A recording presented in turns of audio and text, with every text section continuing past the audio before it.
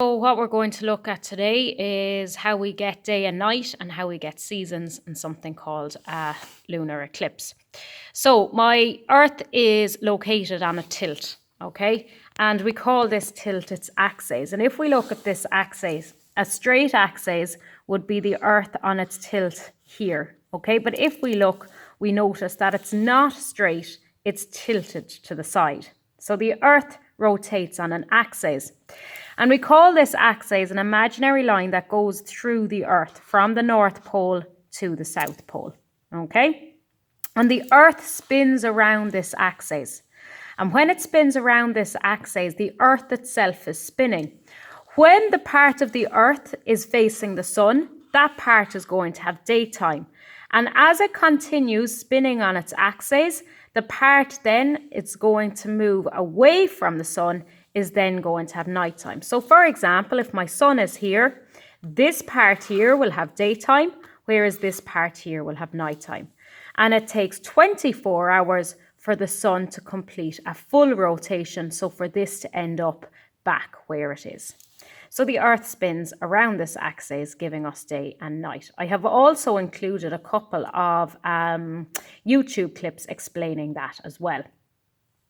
The Earth's tilt also gives us our seasons, okay? Winter, summer, and spring and fall or autumn, okay? So again here, I can see that my Earth is on its tilted axis, and that tilt is actually 23.5 degrees, okay? And when my part of the Earth that's tilted towards the sun, that's going to give me summer.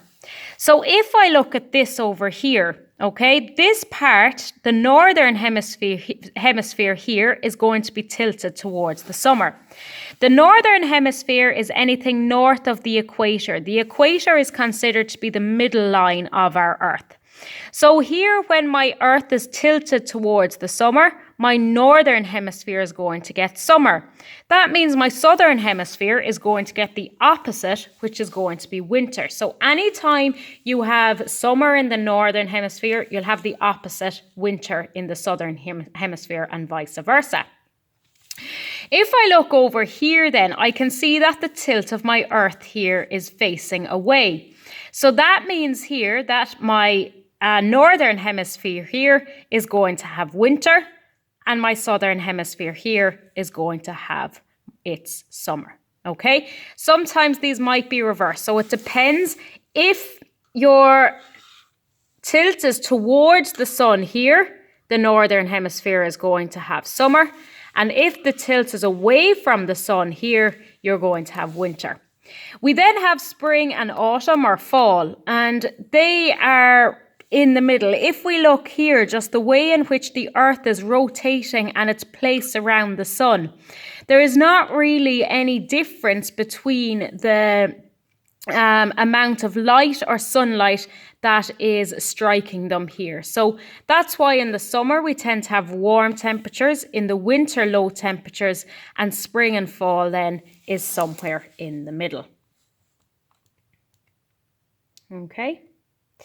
So this is just a small little thing for you to complete yourself. It's in your book, and I'll be giving it to you as a homework assignment anyway. So in the northern hemisphere, you're asked which one, A or B, is summer and which one, A or B, is winter. Okay, so I'll let you think about that one. Okay, and I'll explain the reasoning as your homework assignment. Next then, we're going to have a little look at eclipses, and we have two types. We have a lunar eclipse, a moon eclipse, or a solar eclipse. These do not happen very regularly, okay? A lunar eclipse is when the Earth passes between the sun and the moon, and because of that, it blocks the sun's light from reaching the moon. So, if I look at here, the Earth here passes between the sun and the moon. So because of this, my Earth here is stopping the light of the sun from getting to the moon. That is a lunar eclipse. So Earth passing in the way of the sun and the moon. So my Earth here is blocking the light of the sun from getting to the moon.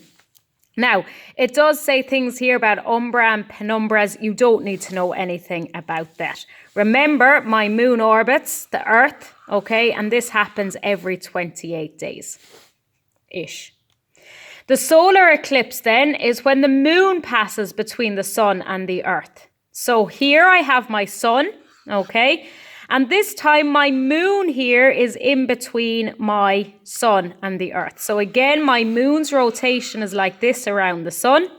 And a solar eclipse here is when the Earth here, when the moon is between the sun and the Earth. And what happens is that here, my moon is going to stop the light of the sun, and I end up here with a shadow on a part of Earth. Okay, so that's what it looks like. This is how it looks like from space. Okay, so I have my sun, and then I'd have my moon creating a shadow which appears here on the Earth. Okay, that's it.